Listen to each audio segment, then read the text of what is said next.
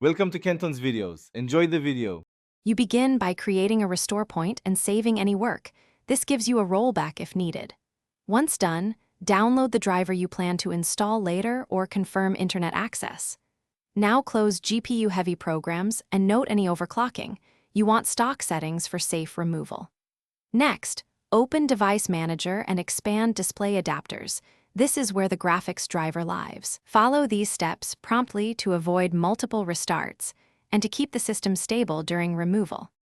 You now perform the core removal. In Device Manager, right-click your GPU and choose Uninstall Device. This removes the driver entry. If the checkbox to delete driver software appears, check it to clean driver packages from the system. This prevents Windows from reinstalling the same version.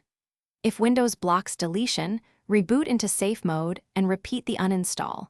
Safe mode prevents services from locking driver files. Make sure to note any prompts about bundled software so you can remove it later. You finish by running a tool like Display Driver Uninstaller in safe mode for a thorough cleanup. This removes registry keys and leftover files. Once it completes, reboot to normal mode and install the driver you downloaded earlier, following vendor prompts.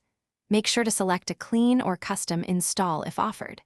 If the system behaves oddly after reinstall, use the restore point you made or repeat and try a different driver version. One troubleshooting tip: if black screens occur, boot to safe mode and reinstall.